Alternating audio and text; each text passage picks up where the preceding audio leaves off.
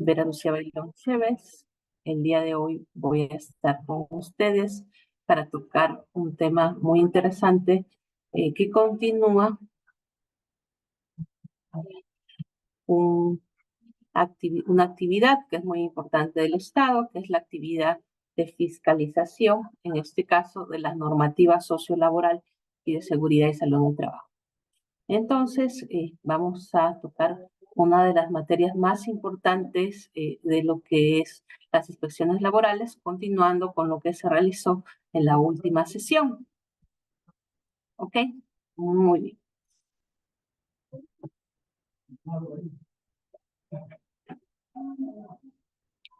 Empezamos entonces.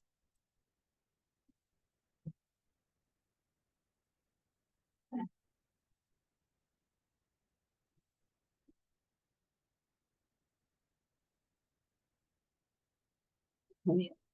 Inspecciones laborales de formalización laboral, ¿no? Inspecciones, ¿qué comprende esto, no? ¿Qué comprende esto en relación a la documentación que es revisada tanto por SUNAFIL como por la SUNAT, ¿no? Y que tiene que ser, digamos, presentada por las empresas. Una de las principales materias que fiscaliza SUNAFIL es formalización laboral.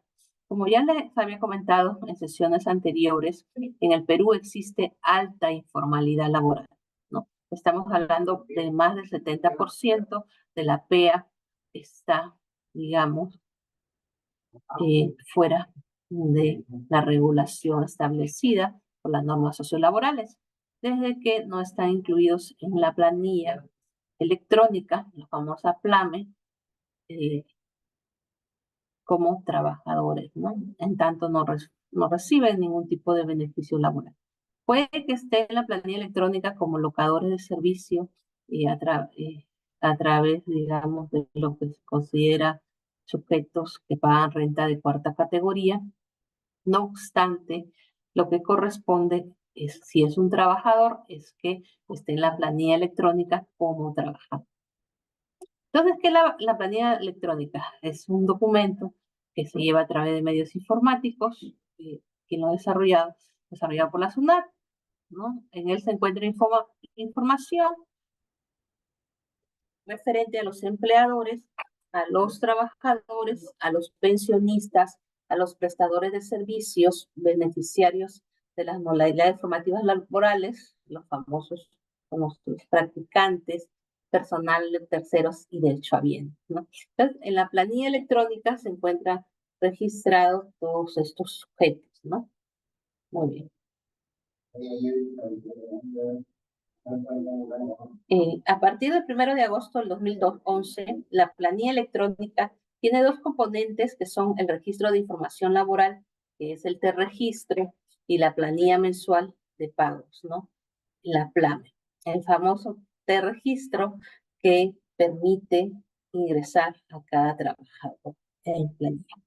Antes, recordar, como lo hemos hecho en sesiones pasadas, que los tres elementos clásicos que determinan una relación laboral son la subordinación, la prestación personal de servicios y la remuneración. ¿Ok? Entonces, ¿qué sucede en SUNAFIL? Lo vamos a ver inmediatamente luego de ver estos conceptos trascendentes para la materia. ¿Ok? Vamos a hablar de las obligaciones del empleado. El T-registro, que es parte de la planilla electrónica, es un documento donde se realiza esto, ¿no? Registrar información laboral del trabajador. También incluye los empleadores, personal, información. Entonces, todas las empresas, estamos hablando de todo, al decir empresas, también se incluye a las 4 categorías, los 4 regímenes, perdón, tributarios de la renta de tercera categoría. Todo aquel que tenga trabajadores tiene que estar actualizado en esto del registro, desde las personas naturales o negocio, ¿ok? tienen que tener registrado a sus trabajadores. ¿Ok?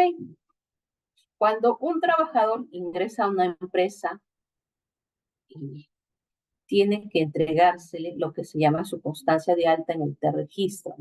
En esta constancia es la alta, en el caso del trabajador personal en formación laboral, los practicantes y personal del tercero, la renta de cuarta, dentro del día que se produce su ingreso a prestar sus servicios, independientemente de la modalidad de contratación y del día laborado, se le tiene que entregar su constancia de alta.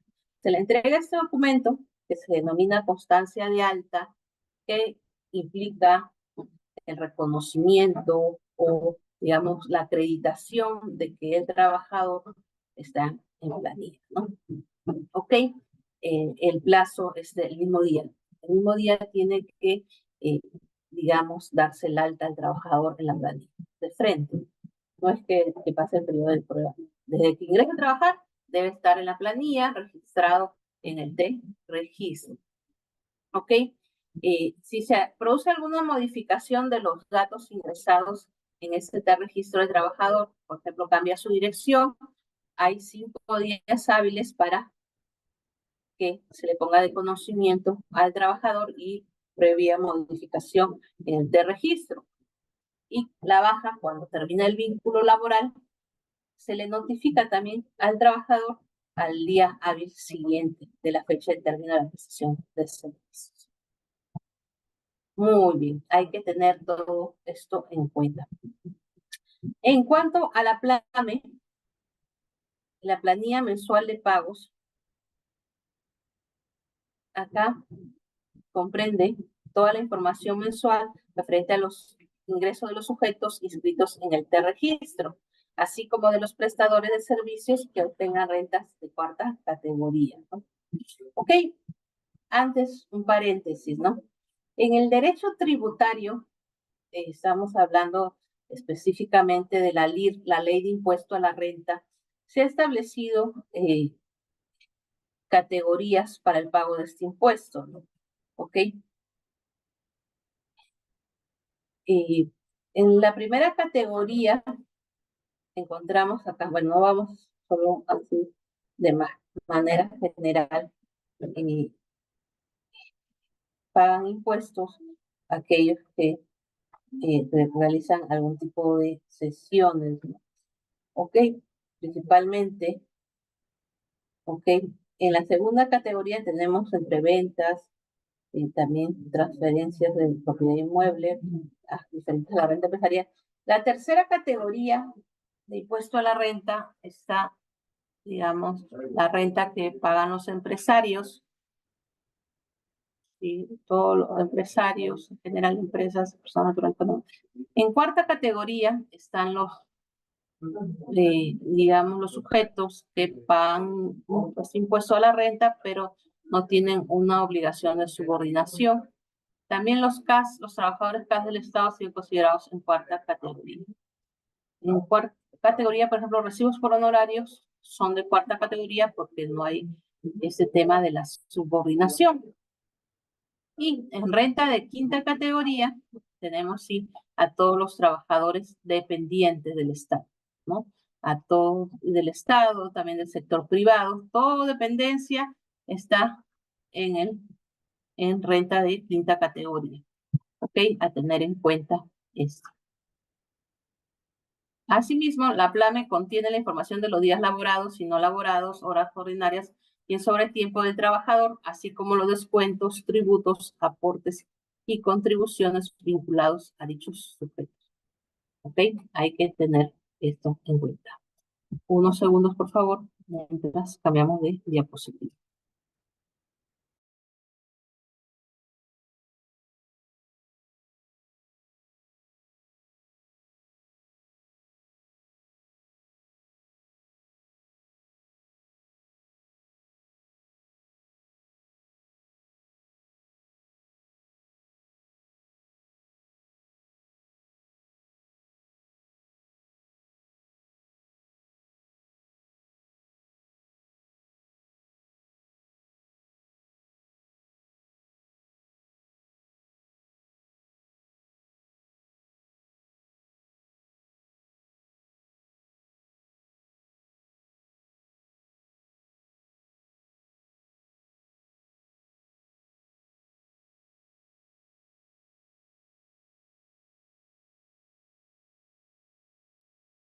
Muy bien.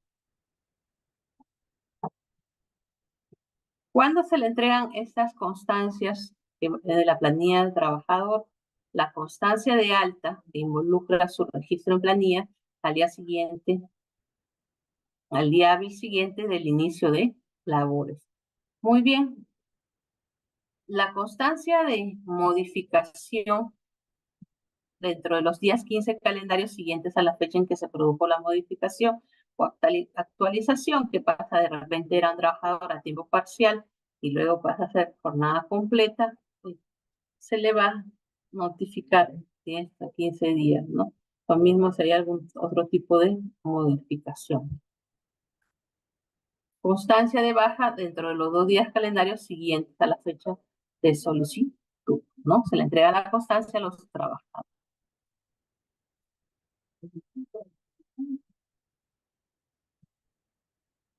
¿Qué tener en cuenta al contratar a un trabajador? Si el contrato es a tiempo indeterminado, se debe tener en cuenta que eh, por lo general es la regla. Y ya hemos conversado sobre ese punto. En este tipo de contrato no existe límite temporal, es indeterminado, ¿no? En el Perú debería operar generalmente, pero no funciona así, es diferente lo que sucede en la realidad, ¿ok? Para los contratos a tiempo indeterminado no se exige que sean escritos, puede ser verbales, no hay ningún problema. Si es escrito, bueno, es, digamos,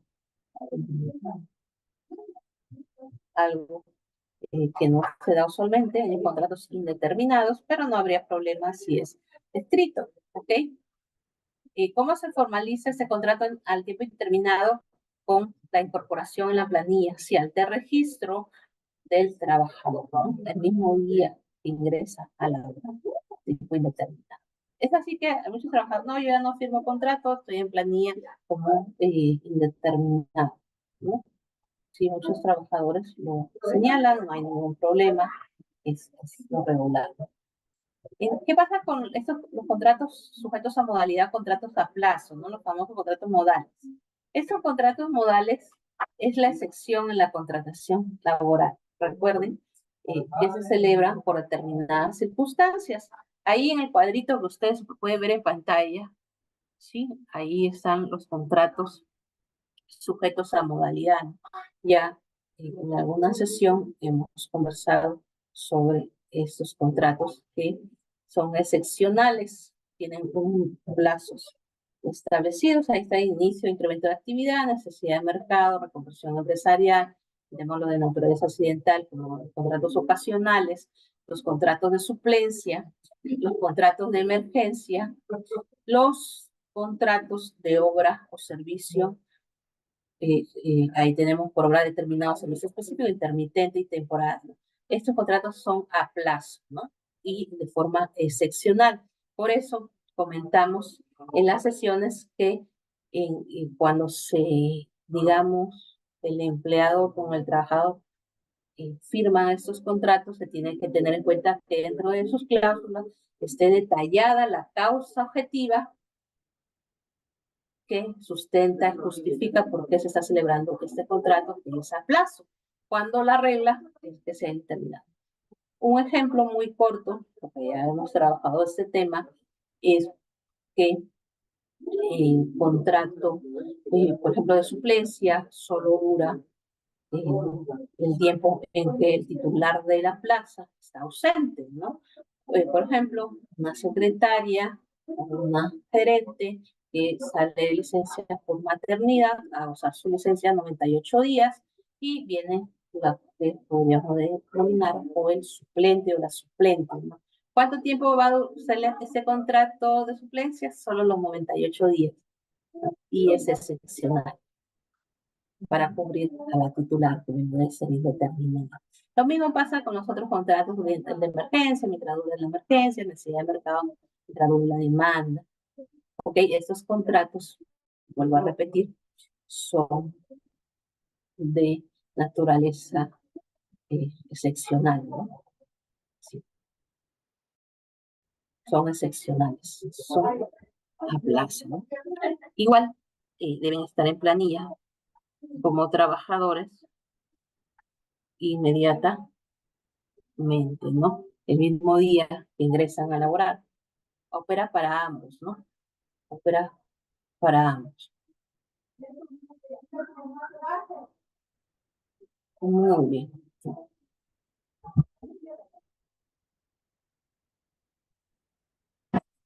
Acá hay un tema muy importante y que nos menciona que están sujetos a una condición resolutoria, ¿no? Porque al ser temporales por plazo, es que se justifica la excepcionalidad, ¿no? Por ejemplo, en el caso de la suplencia, la condición resolutoria es el retorno de la titular de la plaza, ¿no? ¿Ok? Estos contratos sí son escritos necesariamente y vuelvo a repetir, para ambos opera la obligación de registrar a los trabajadores el día de ingreso a trabajar. Muy bien. ¿Qué es el periodo de prueba? Bueno, el periodo de prueba es, está relacionado tanto para conocer, que se conozcan el empleador y el trabajador, ¿no? Al decir conocer, estoy señalando en cuanto a las obligaciones y digamos, que se van cumpliendo entre ambas partes, el desarrollo de funciones y, y todo lo que involucra el contrato, ¿no? Ok, acá en la diapositiva dice relacionada a conocimiento o actitudes del trabajador. El periodo de prueba es de 3 meses. Luego de este periodo se adquiere una protección frente al despido arbitrario, ¿no? Esto quiere decir que durante los 3 primeros meses, mientras los que dure el periodo de prueba, el empleador puede terminar el vínculo sin ningún problema, ¿no? Sí, podría finiquitar el vínculo sin tener que pagar alguna indemnización al trabajador. Realmente cualquiera de los dos podría terminar el contrato laboral, ¿no? Que no me convence al empleado, obviamente procederá a utilizar, digamos, esta prerrogativa, ¿no? Se puede ampliar el periodo de prueba en caso de trabajadores calificados, no puede superar 6 meses y 1 año en el caso de personal de dirección. Ok, muy bien. ¿El trabajador debe superar el periodo de prueba para estar registrado en planilla? No. Se registra el trabajador dentro del día en que estos ingresan a prestar servicio. Es el argumento que utilizan, por ejemplo, algunos empleadores, señalar, no está en planilla porque está en periodo de prueba. Mucho cuidado porque la obligación de ingresar a un trabajador a planilla es desde el primer día que ingresa a trabajar. ¿Ok? Hay que tener ese punto en cuenta.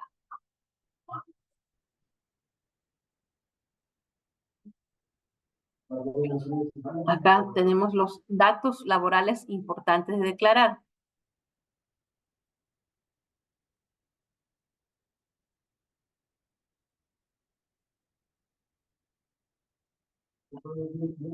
Dentro de una organización empresarial hay lo que generalmente se tal, ¿no? La cuadra de asignación de personal y también tienen su documento de gestión, generalmente su reglamento de organización y funciones, su ROC, ¿ok? Igual, independientemente de esto, si dentro de la organización hay personal de confianza o personal de dirección, se tendrá que identificar en el de registro tanto la calificación de personal de confianza y la calificación de personal de dirección, ¿no? Ahí está. Se debe de identificar y determinar los puestos de dirección y de confianza de la empresa. Justo ahí está cómo se realiza en el sistema. Situación especial, ahí tendrían que colocar si es un trabajador de dirección o de confianza, presencial o de teletrabajo mixto completo, ¿no? ¿Ok? Para que un trabajador sea válido en su reconocimiento como personal de confianza y se debe comunicar por escrito esta calificación o hacerla constar en el contrato de trabajo. Asimismo, es necesario también consignar en el de registro y boletas de pago de la calificación. ¿Por qué es importante que el trabajador conozca que está calificado como trabajador de confianza? ¿Por qué debe estar en estos documentos como el contrato, este registro, la boleta de pago? Porque el trabajador de confianza no está protegido frente al despido arbitrario. En general, recuerden que cuando un trabajador es indeterminado, pasa el periodo de prueba o es a plazo, pero pasa el periodo de prueba, está protegido frente al despido arbitrario.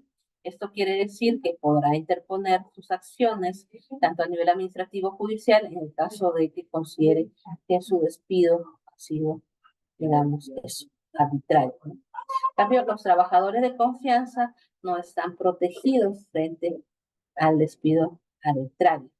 De ahí que algunas empresas coloquen a muchos trabajadores como trabajadores de confianza, ¿no?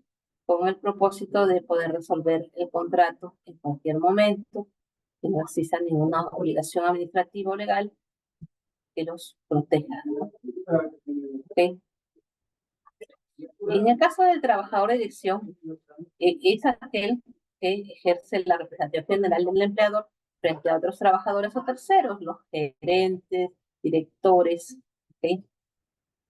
Comparte con aquellos funciones de administración y control o de cuya actividad y grado de responsabilidad depende el resultado de la actividad empresarial, ¿no? Digamos, puestos más y de mayor jerarquía dentro de una organización empresarial. En el caso de los trabajadores de confianza, que son aquellos que laboran en contacto personal y directo con el empleador, puede ser una secretaria, personal de gerencia, sugerencia, tiene secretos accesos industriales, comerciales o profesionales, y en general información de carácter reservado.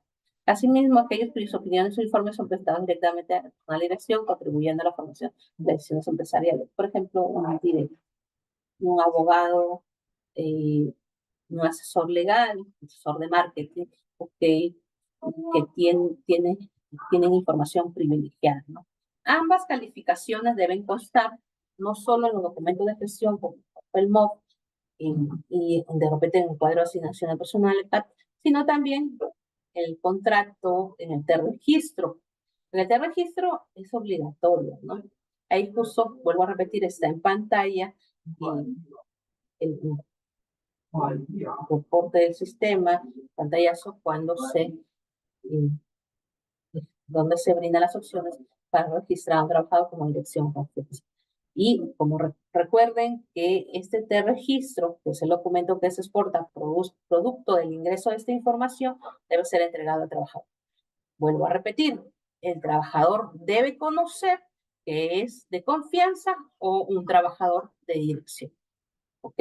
Saber por qué. Bueno, otra vez también lo repito, porque estos trabajadores no están protegidos frente al despido arbitrario.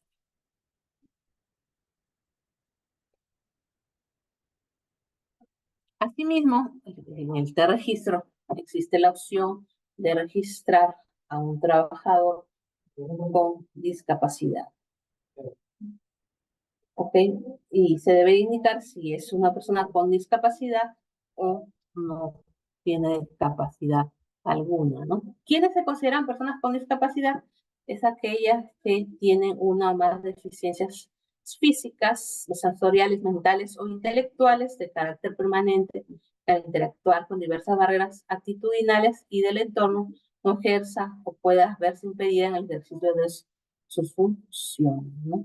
¿Ok? Las empresas se encuentran obligadas, cuando tengan más de 50 trabajadores, a tener un porcentaje de 3% de trabajadores con discapacidad, ¿no? Ahí está, que es el cálculo de la cuota de empleo, ¿no? Ok, el cálculo de la cuota de empleo se realiza tomando en consideración el número de trabajadores registrados por empleado en la planilla electrónica, que veo comprendido entre el 1 de enero y el 31 de diciembre de cada año, ¿no? Recuerden el Código Civil, que hizo la modificación, ahora que llaman personas con discapacidad se les denomina, ¿no? Y ya tienen mayores prerrogativas capacidades legales. Ok, igual en el de registro se exige que se registre si un trabajador presenta o no alguna discapacidad.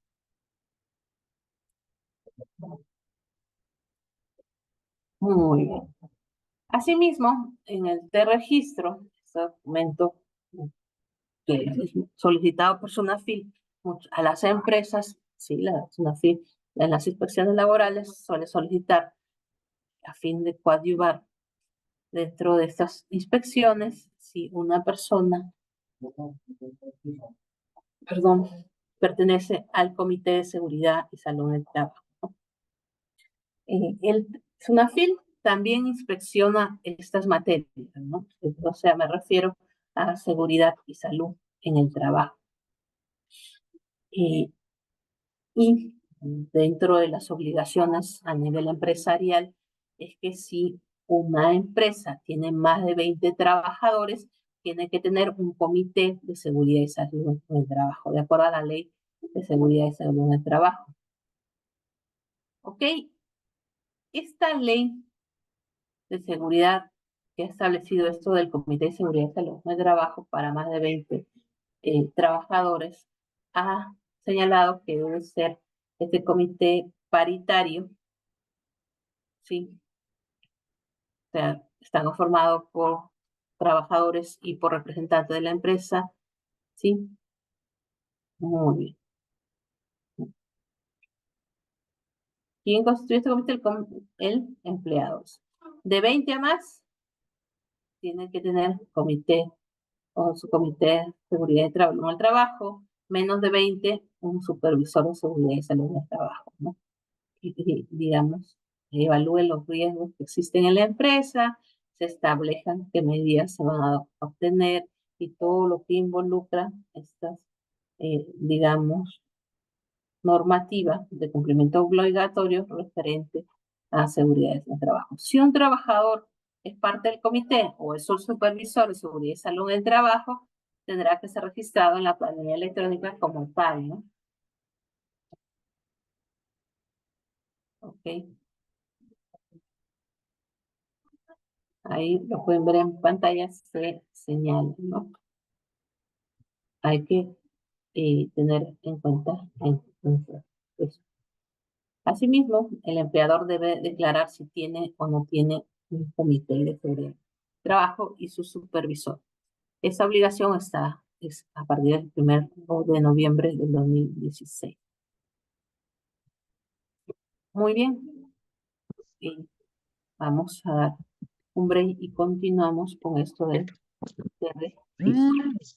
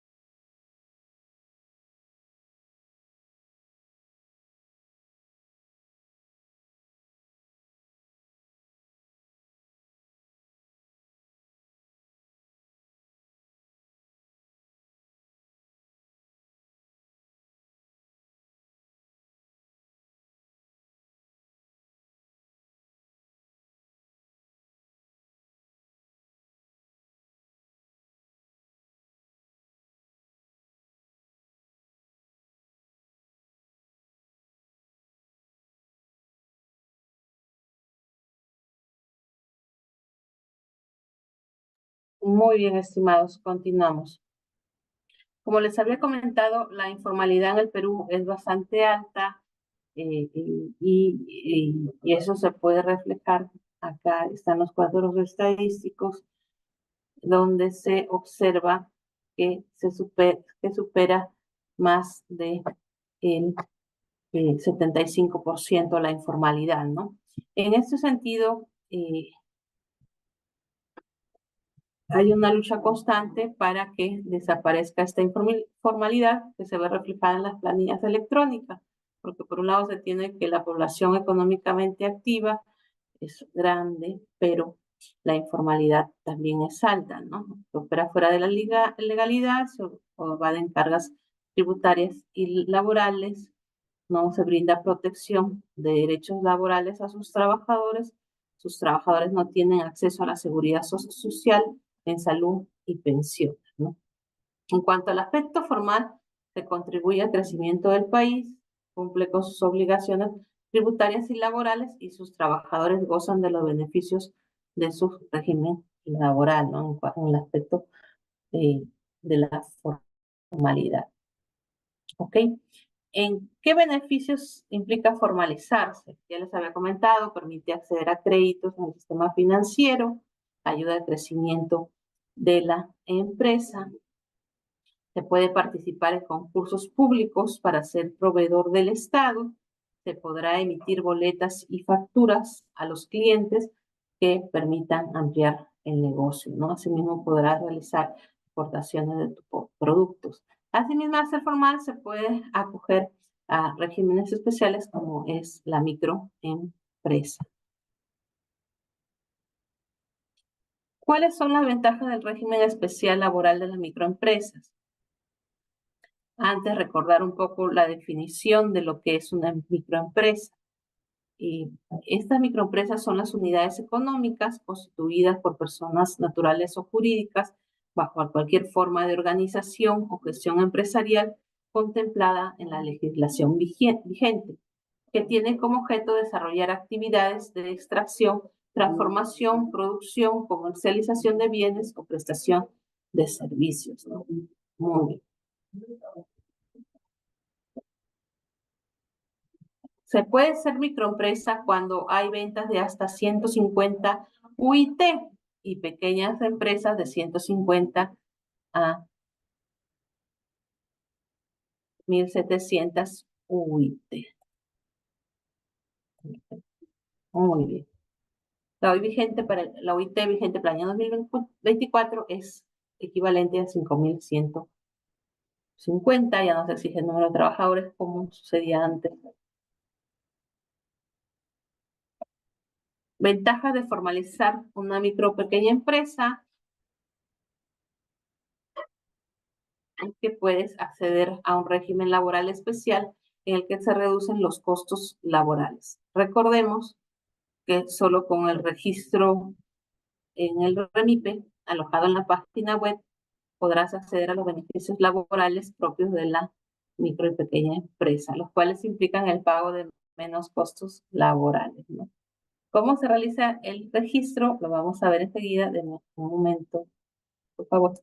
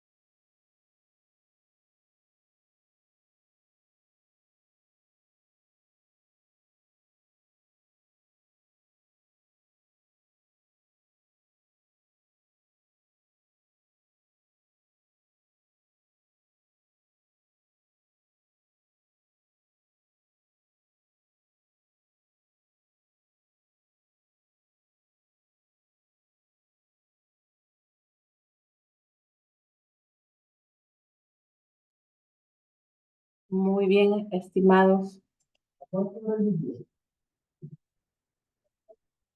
Continuamos, por favor. En cuanto a cómo una empresa se puede registrar como microempresa, es bastante sencillo. Para esto existe lo que se denomina el registro en el REMIPE. De acuerdo al registro del REMIPE, las personas con su clave SOL pueden ingresar, en este caso los empresarios, y señalar datos de la empresa como su número de RUT, razón social, actividad económica, fecha de inicio de actividades, fecha de su solicitud REMIPE y en relación a su domicilio fiscal. ¿Quiénes no pueden acceder al beneficio del régimen laboral de la MIPRES? Aquellas que constituyan un grupo económico empresarial o tengan alguna vinculación económica, tengan vinculación económica con otras empresas o grupos económicos nacionales o extranjeros, que no cumplan dichas características, consignen información falsa, dividan sus unidades empresariales, se dediquen al rubro de bares, discotecas, juego de azar y afines. Las actividades afines son determinadas por el Ministerio de Trabajo y Promoción del Empleo. Mariano. Doctora, buenos días. Con respecto a este punto, se debe, o mejor dicho, debe estar constituida como una empresa para poder solicitar acogerse al MIPES. Por ejemplo, en el caso de un negocio, llámese restaurante o llámese, no sé, algún otro emprendimiento. ¿Puede No, ir directamente a solicitar ser parte del MIPES o tiene que no, constituirse una empresa primero? tú tienes que tener tu RUT, ¿no? El número de RUT, inscrito en la SUNAT. Seas una persona natural con negocio que empieza su número de RUT con 10, puede constituirse de forma virtual, incluso como les estoy mostrando ahorita, como microempresa a presentar su solicitud, ¿no? Con su clave SOL y su usuario. Es bastante sencillo, la verdad. Una Ah, ya, persona entonces no natural necesita de ser una empresa primero. no, una persona natural con negocio puede hacerlo. Mm. No Doctora, nadie, ¿y siempre van a pedir este requisito de no tener ingresos mayores al 150 UIT, me parece? sí, en las ¿Y, ventas, sí. cómo, ya, Eso y es para cómo uno demostraría eso? al nivel de declaraciones tributarias, ¿no? O sea, tengo que ingresar eso dentro de los requisitos en la página virtual. ¿Se supone que No, o SUNAT da sea, eso? por ejemplo, cuando tú declaras para pagar tus impuestos, ¿no? Por ejemplo, hay personas que tienen una bodega y tienen una tienda, ¿sí? Y pagan ruso, nuevo ruso. O sea, a nivel de impuesto a la renta hay 4 regímenes tributarios en renta de tercera categoría, que es la renta empresarial. En la renta tenemos estas 4 categorías, que la primera es RUS, el nuevo RUS, perdón. En el nuevo RUS, a su vez, tiene 2 categorías donde las personas que ganan menos de 5.000 soles pagan 20 soles mensual, de 5.000 a 8.000 pagan 50 soles mensual. Y esa es la única obligación legal a nivel tributario, no llevan registro de compras ni registro de ventas, presentan esta declaración mensual que lo pueden hacer directamente, pagar en el Banco de la Nación con su hojita, ¿ok? Se acogen al nuevo RUS y es muy sencillo, ¿no? Estas personas, esta bodeguita puede tener un trabajador, ¿no? Y acogerse también a la microempresa. No habría un problema y pagar como nuevo RUS. No existe ningún problema. Son 2 cosas diferentes. Y lo que pasa es que este trabajador de esta persona, de esta tienda, va a tener menos beneficios laborales porque tiene menos cargas laborales los trabajadores de la microempresa, ¿no? Y acogerse a la pobreza lo puede hacer a través de la web. No es muy sencillo, presenta la solicitud, cumple con los requisitos. Sus ventas, obviamente, son 150, menos de 150 UT, porque está entre 5.000 y 8.000 soles. Ahora, otro régimen, aparte del nuevo RUS, es el régimen empresarial. En el régimen empresarial, el RER, donde se paga el impuesto, impuesto a la renta del 1.5% de las ventas, se declara junto con el IGB de forma mensual, lleva registro de compras y registro de ventas, es otro régimen. Eso es a nivel tributario.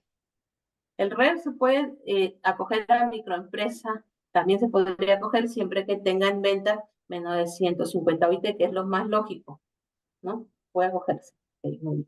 Hay el régimen tributario de microempresa, donde las microempresas se acogen también, ¿no? Y las pequeñas empresas, siempre que estén entre 150 y 1.700 UIT, se pueden acoger, ¿ok? Y los que tienen el régimen general, que no están afiliados a la microempresa, ellos a nivel tributario están creo pagando el 29.5%, no está modificado la ley, y bueno, son del régimen general. Los que se acogen a la microempresa, que es bastante sencillo, van a pagar menos tributos. Esto no quita que una persona natural no quiera acogerse a ningún régimen. Si no se acoge a ningún régimen, una persona natural con negocio puede tener ventas superiores a las 150 UIT y ser el régimen general, no ser microempresa. Igual los trabajadores serían del régimen general. Y una persona natural con negocio puede volverse una microempresa sin ningún problema y acoger a sus trabajadores. No hay problema. Doctora, gracias.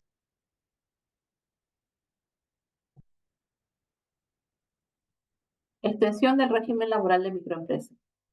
Las juntas o asociaciones o agrupaciones de propietarios o inquilinos en régimen de propiedad horizontal o condominio habitacional pueden acogerse al régimen laboral de la microempresa respecto a los trabajadores que le prestan servicios en común de vigilancia, limpieza, reparación, mantenimiento y similares, siempre y cuando no excedan de 10 trabajadores, ¿no? Claro, lo ideal es promover la formalización, ¿no? Recuerden, lo vamos a ver, y creo que en algunas clases, en algunas sesiones lo hemos comentado, que a nivel tanto laboral como tributario, las microempresas tienen beneficios, ¿no? Tienen menos cargas. Ok, acá vamos a ver justo nuestro cuadrito. ¿Qué derechos tienen los trabajadores de la microempresa? Igual tienen el derecho de la remuneración mínima de 1025, tienen descanso, un descanso semanal, un día de descanso a la semana nada más, como todos, 24 horas consecutivas de estándar, todo lo del régimen privado, jornada de trabajo, 8 horas diarias, máxima 48 semanales, descanso por días feriados y el seguro de vida ley, ¿sí?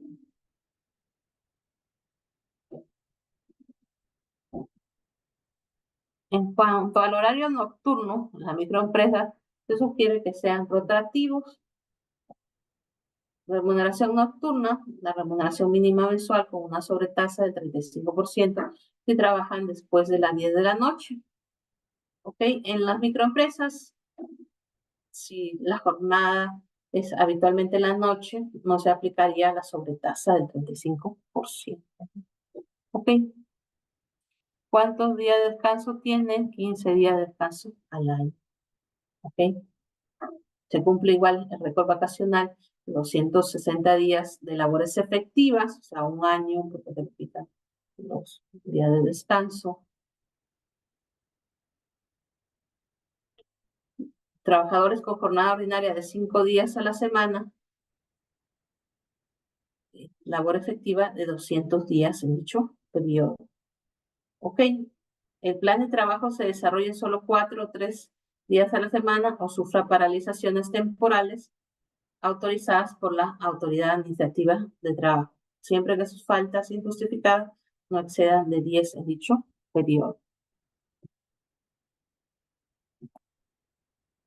Seguridad social en pensiones.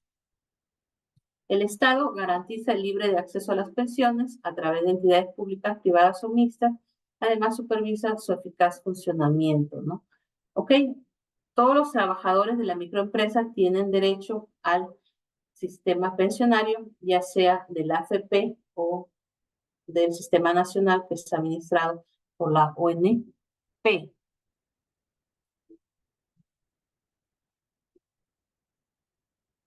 Cuando un trabajador, o sea, en microempresa, ingresa a trabajar, tiene derecho a ser informado de ambos regímenes, se le entrega su boletín informativo, tanto del sistema público como privado, para que él pueda tomar la mejor elección, ¿no? Ok, ¿qué pasa si el trabajador ingresa a laborar por primera vez? Obviamente no pertenece a ningún régimen todavía. Ahí está, le tiene un plazo de 5 días para que le entregue su boletín informativo.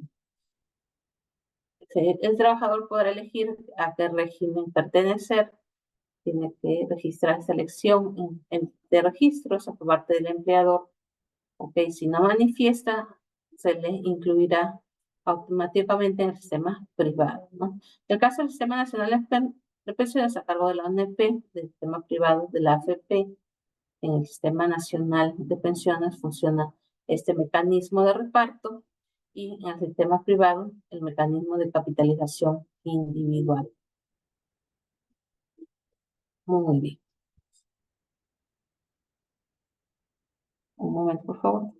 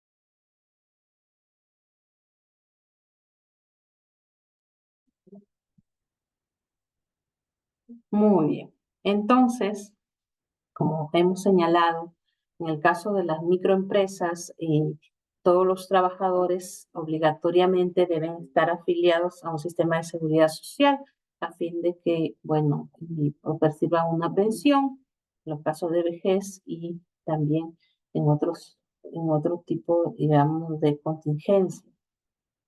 Pueden optar por este sistema privado, que es administrado por la AFP, por el Sistema Nacional de Pensiones. Antes algunos consideraban por una interpretación errónea de la ley que los trabajadores de la microempresa no deberían podían optar por no pertenecer a ningún régimen, y no es así. El Sistema Nacional de Pensiones o el sistema, digamos, de reparto, implica que el dinero que se le descuenta a los trabajadores va a un fondo común que se usa para pagar las pensiones de los jubilados actuales, ¿no? En cambio, en el sistema privado va a la cuenta del trabajador. Es así que el Congreso ha liberado, debido a la pandemia, varias veces estos aportes, ¿no? Cada trabajador cuenta con un fondo de capitalización individual. Derechos para trabajadores de la microempresa. En el caso de seguridad, salud, pueden optar por pertenecer a E-Salud o pueden pertenecer al régimen semicontributivo del SIS, ¿no? Ok. Aporte del Estado, 15 soles. Aporte del empleado, 15 soles. ¿Qué pasa si un trabajador de microempresa es despedido? Va a percibir una indemnización de 10 remuneraciones, ¿no? Diarias por cada año completo de servicios, con un máximo de 90 remuneraciones diarias.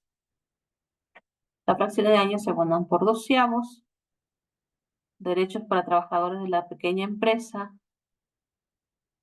Reciben gratificaciones equivalentes a la media remuneración mensual. Su oportunidad del pago serán abonadas en la primera quincena de los meses de julio y diciembre, según el caso.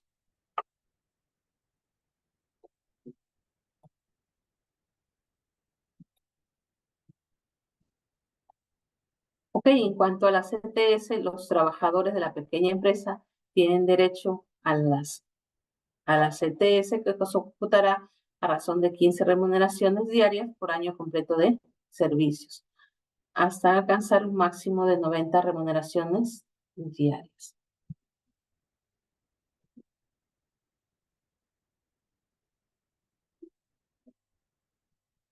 En caso de pequeñas empresas que desarrollen actividades que generan rentas de tercera categoría, que es la renta empresarial, cuenten con más de 20 trabajadores, estas están obligadas a repartir utilidades, ¿no? No aplica eso para cooperativas, autogestionarias, las sociedades civiles y las empresas que no excedan de 20 trabajadores. Oportunidad de pago. Estas utilidades se reparten dentro de los 30 días naturales siguientes al vencimiento del plazo señalado por las disposiciones legales, ¿no? Esto opera para la presentación de la declaración jurada anual del impuesto a la renta. Generalmente en marzo-abril se declara el impuesto a la renta. Hay 30 días para que las empresas, en este caso pequeñas empresas con más de 20 trabajadores, paguen utilidades.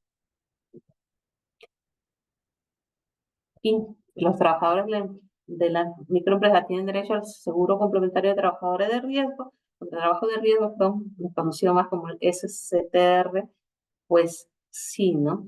Siempre que corresponda de acuerdo a las actividades que desarrolle. Y pueden ser asegurados por esa salud. El empleador tiene una obligación del pago del 9%. Estos 9%, igual que en el régimen general, son declarados al mes siguiente, ¿no? ¿Qué pasa si el trabajador recibe menos de la remuneración mínima vital? Se calculará teniendo en cuenta la remuneración mínima vital. ¿Cuánto recibe por indemnización por despido arbitrario el trabajador de la pequeña empresa? 20 remuneraciones diarias por cada año completo de servicio, con un máximo de 120 remuneraciones diarias. Así lo ha establecido la norma. ¿Se pueden pactar mejores condiciones laborales de los trabajadores de sí, ¿no? Y esto a través de sus sindicatos se pueden pactar, o a través de contratos individuales, ¿no? Mejores condiciones laborales, ¿no? Esto de que, por ejemplo, los trabajadores de la microempresa no perciban gratificaciones en CTS, bueno, para muchos juristas y los propios trabajadores es injusto, ¿no? Acá tenemos un cuadrito referente a qué beneficios reciben los trabajadores de la microempresa, de la pequeña empresa y del régimen general. Ya este cuadrito lo hemos visto en una sesión pasada y no obstante lo pueden apreciar en pantalla.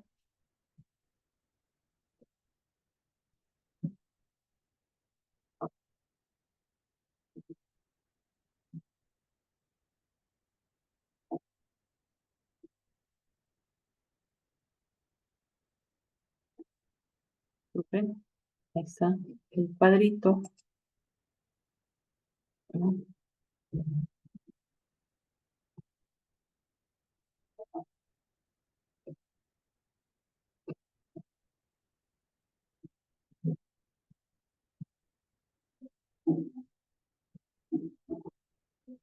Muy bien. En el caso del régimen general, percibe la remuneración mínima vital, sí, no, para los 13. La diferencia es en la asignación familiar que tanto el trabajador de la micro como la pequeña empresa no la percibe. En caso de la CTS, los trabajadores de la microempresa no lo perciben, los de la pequeña sí. La gratificación igual no la perciben los de la microempresa. Los trabajadores pequeños reciben la mitad de una remuneración. Las vacaciones sí, pero solo 15 días para tanto pequeña como microempresa, mientras que el régimen general 30 días de vacaciones. Descanso semanal, sí, para todos los feriados también. La jornada laboral ya es constitucional, lo pueden ver en pantalla. Sobre tasa por horario nocturno, sí, no. En el caso de en la microempresa, si es un habitual trabajo, la empresa solo funciona de noche, no aplica eso del horario nocturno, trabajo sobre tiempo, si es para todos los trabajadores independientemente del régimen. Participación en utilidades de la microempresa, no. En el caso de la empresa, sí. Seguro contra trabajo de riesgo, no para la microempresa, generalmente por las operaciones que realiza, sí para la pequeña empresa. Seguridad social y salud, sí para los tres. La diferencia es que la microempresa se pueden afiliar también al SIS. Seguridad social y pensiones, sí es obligatorio para los tres. Seguro vida de ley también es obligatorio para los tres, ¿no? Ok, indemnización por despido arbitrario, sí, difieren los montos, como lo hemos ido explicando. Muy bien. Entonces, voy a dejar un ratito el cuadro en pantalla y pasamos al desarrollo de las preguntas. Como ven, los temas de hoy han sido muy sencillos en cuanto a la formalización laboral.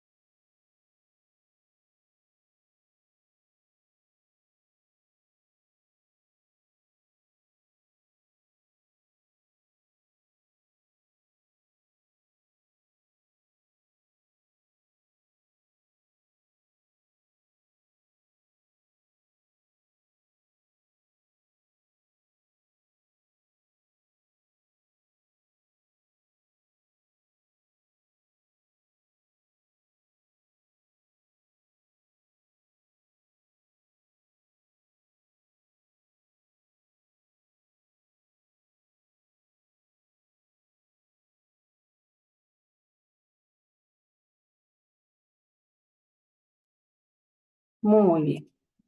Entonces, acá tenemos el cuadro diferenciador entre los beneficios que perciben los trabajadores de los regímenes laborales, tanto de las micro y pequeñas empresas. Es importante señalar que cuando se realizan las inspecciones laborales es una FIL, como lo señalamos ah, el, eh, el mes pasado, perdón, en la sesión pasada, se tiene en cuenta tanto para la formalidad laboral principios importantes como primacía de la realidad.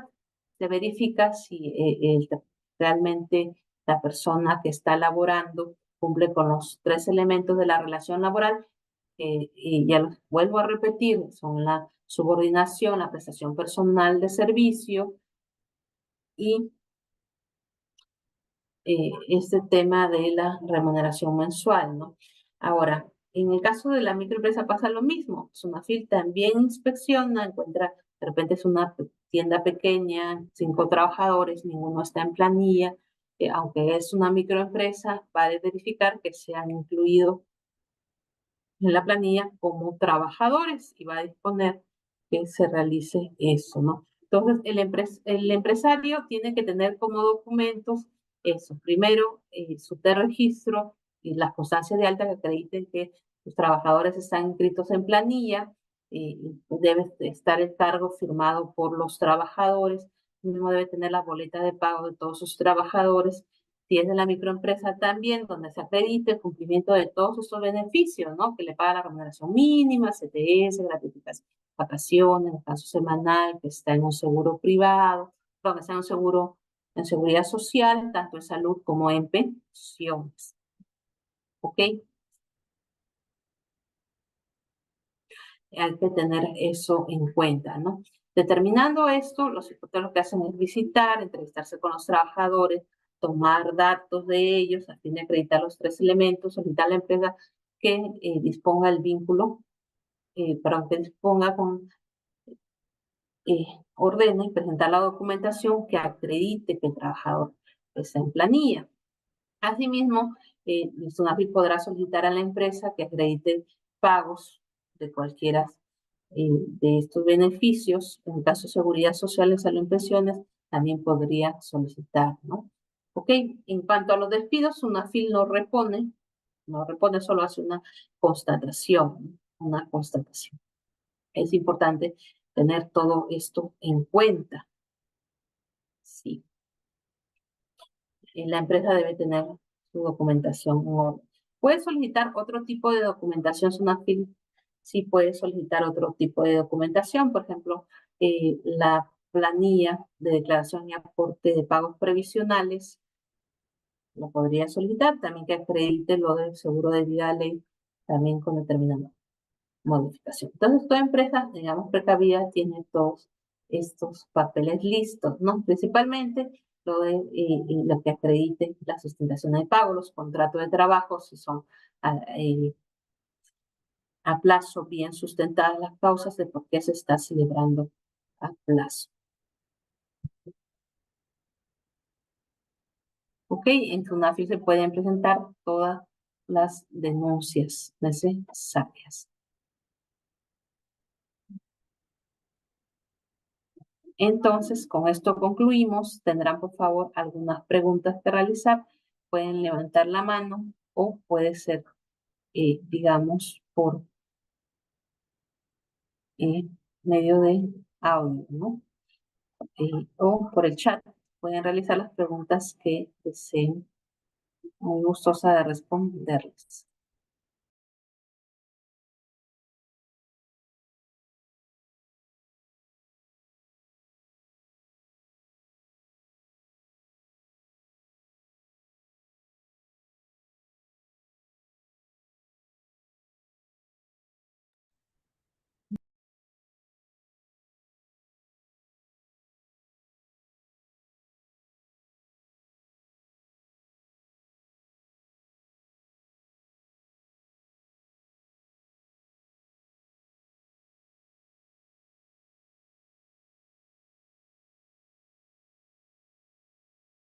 Bueno, en vista que no hay preguntas, vamos a recordar un poco lo que es el procedimiento efectivo.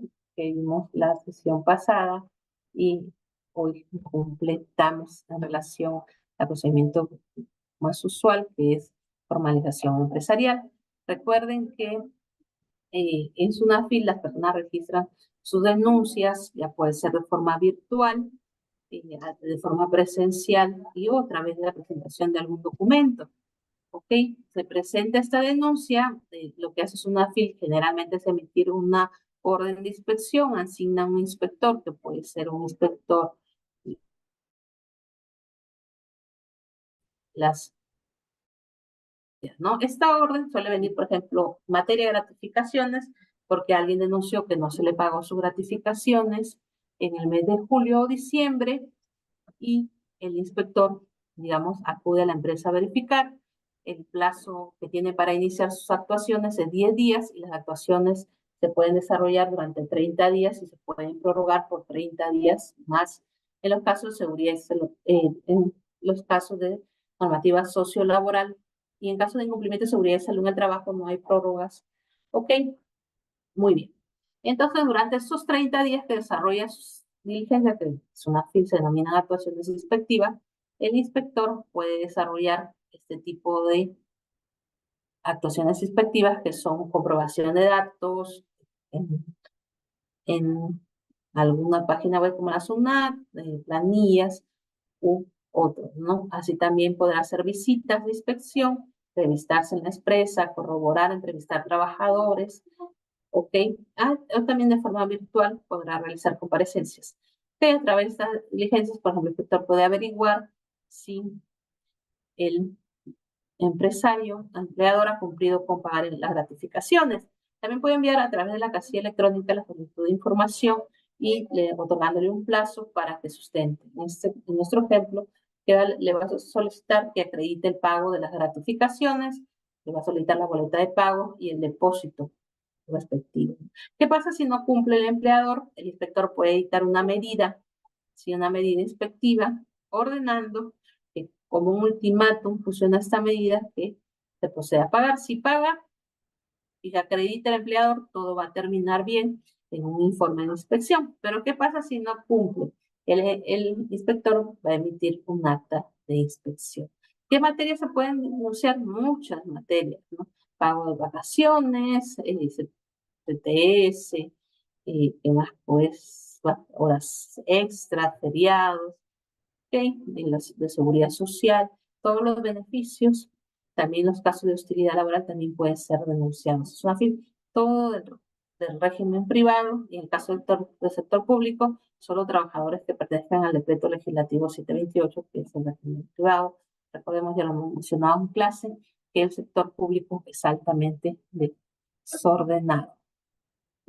Ok, recordemos que si es una FIL no abierta de infracciones, se va a emitir lo que se denomina un informe, pero si emite es un acta de infracción. Ok, muy bien. Doctora, Sí, Mariano, doctora, disculpe, habló usted, un volumen un eh, poquito más, disculpa, ¿ahora me escucha? sí, a Ya, ver, habló en el transcurso de la clase acerca de la desnaturalización de algunos contratos y mencionaba que los requisitos para que sean considerados eh, como tal era subordinación, prestación de servicios y remuneración.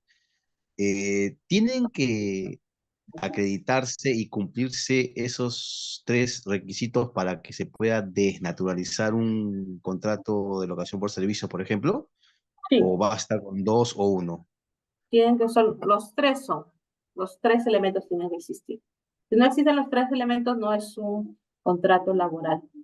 Por ejemplo, en el caso de la remuneración, si el pago era de manera trimestral y no mensual, Cada 3 meses, pero es sí, periódica.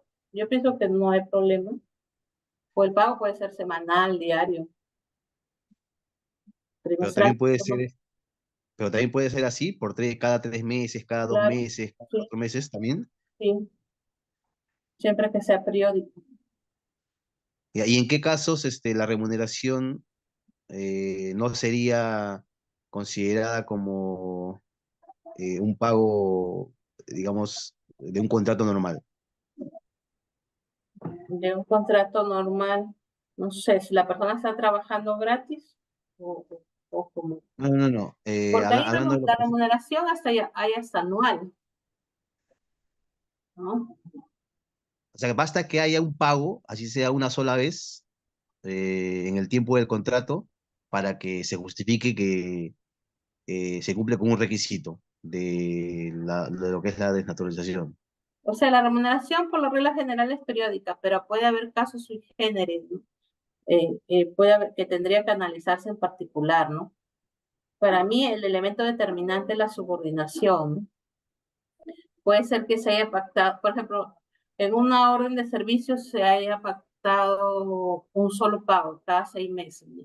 Un locador del Estado, por ejemplo, privado, que elabora, perdón, un locador del Estado eh, y que le pagan o por orden de servicios con cada entregable, cada 6 meses, y ya lleva así 6 años, ¿no? Y es locador de servicio. Obviamente no le pagan de forma mensual, sino por cada entregable, pero cumple con la subordinación, usa uniforme, cumple su horario de trabajo, tiene un jefe, cumple determinadas órdenes, ha sido incluso sancionado, pues es una relación laboral, ¿no? Aunque le paguen cada vez que le den la entregable y a través de una orden de servicio, algunos a través de una orden de compra, ¿no? Ahora, las Entonces, pruebas, doctora, para acreditar todo eso pueden ser todas aquellas que uno tenga a la mano, claro, llámese, no sé, WhatsApp, correos, algún tipo de documento, claro, alguna todo, grabación, memorándum, etcétera, ¿no? WhatsApp, correos, registros, Fotos y todo fotos, eso, todos todo, todo. en conjuntos se analizan, ¿no? Ahora, si lo hace Sonafil tiene que ser en el acto, o sea, mientras esté el trabajador ahí, ¿no? ¿Por qué? Porque el inspector va a verificar in situ, va a ver, lo encuentra trabajando, ¿no? Cuando ya, digamos, no está, fue despedido, nunca estuvo en planeado nada, pero dijeron ya nomás, acá termina. Ya el inspector no va a poder reencontrar al trabajador, ¿no? No se va a poder pronunciar por esa relación laboral y va a tener que ser en la vía judicial donde se pida la reposición o indemnización, lo que quiera pedir el trabajador. Y en la vía judicial, para presentar la demanda, solo te solicitan, de base al artículo 23 de esta ley, la 29497, de la nueva ley procesal laboral, se solicita que y se acredite solo la prestación personal. Y ya en el juicio, en las audiencias de juzgamiento, se evalúan los otros elementos como la subordinación y la remuneración. ¿Sí? Eso es para los que Pero ya no. doctora, entonces si, digamos, yo fui despedido o ya no estoy trabajando porque renuncié y no me pagaron algunos beneficios, eso no lo voy a poder pedir a Sunafin para que Si ordene ha, a la si empresa. ha estado en planilla, sí, pero si no ha estado en planillas, o sea, no ha estado en planillas como trabajador, no tiene boletas ni contrato ni nada, ya Sunafil no va a poder reponer Sunafil No, no, al margen de reponer, sino el hecho de que me el paguen lo pago que de no han beneficios, pagado. Claro. ¿no? El pago, ahí va a evaluar el inspector. Si el inspector considera que no hay vínculo, es difícil que le pueda ordenar el pago de beneficios, ¿no? Va a tener que ir a la vía judicial. Ya, pero me refiero a que si en ese caso yo tengo pruebas, ¿ellas se las puedo presentar a Sunafil o Sunafil no acepta esas pruebas? Porque usted decía hace un momento que tiene que ser todo in situ. Claro, difícil que acepte, a menos que tenga un contrato, un certificado de trabajo, ¿no? Lo que puede hacer el inspector, que algunos inspectores sí son más, digamos, juiciosos, es que le solicite al empleador en base a las pruebas, señale si es su trabajador empleador, que sí reconoce si es mi trabajador y si no, así le ordena los pagos, ¿no? Si ha dado casos. Ya, doctora, gracias. Doctora, buenos días. ¿Sí? Estaba escuchando el caso bueno, del compañero que también está en el curso. Yo tengo una experiencia, ¿no?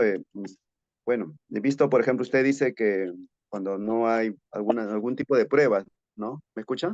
Claro. Pero en verdad eso, bueno, puede ser de repente en algunos casos, pero yo en la realidad, en la práctica, las pruebas que un trabajador pueda tener como fotos con fechas diversas.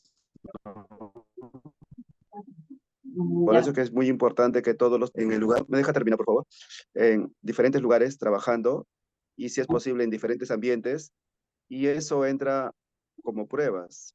Ahora, cuando viene el inspector del Ministerio de Trabajo, para empezar, debería empezar por ahí, él lo toma eso y también las declaraciones de tus compañeros. A veces es bueno tomarle una declaración a un compañero sin que sepa, decirle, oye compañero, ¿te acuerdas que estábamos trabajando la semana pasada? Hoy sí, ¿te acuerdas que estamos 2 años acá trabajando, no? Claro, y el compañero habla, todas esas grabaciones acreditan que ha estado trabajando ahí y yo he visto casos que a la final el trabajador tuvo que aceptar, porque como dice, las pruebas también son pruebas. El No empleador sé, tuvo ¿usted que qué dice al aceptar. respecto? Bueno, yo ¿Sí? digo que depende, pues, lo que se determine es una FIL, ¿no? Depende en cada caso De particular. acuerdo a la ley, de acuerdo a la ley dice bien claro, tanto los contratos verbales, los contratos que no estén escritos, pero que puedan ser demostrados, o sea, tanto así como de WhatsApp, todos estos también tienen validez. Por eso que hoy en día en denuncias se puede denunciar a una persona, tanto si tienes pruebas, ¿no? Porque con la Constitución también lo dice. Y cuando vino el inspector, he visto varios casos que se han ganado así, ¿no? Sí, Usted pues dice que no, pero depende del inspector, ¿no? depende, Usted tiene no, 30 señorita. días, No 30 depende días. del inspector, depende de que conozcas las leyes, el trabajador también. La Ujú. ley lo dice bien claro, ¿Qué ley, disculpe? tanto las pruebas que puedas presentar, ¿Qué ley? tantas así, Porque el las principio, pruebas que...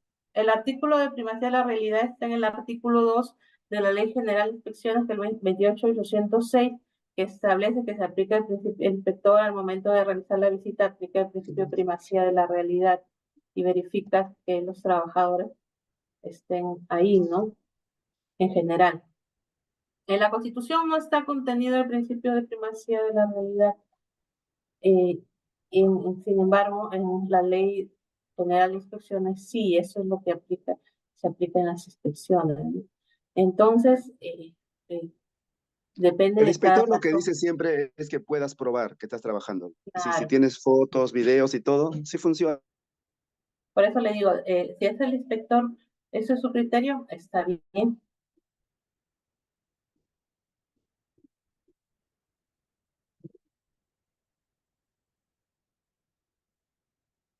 Muy bien, estimados. Concluimos. Que tengan un buen fin de semana.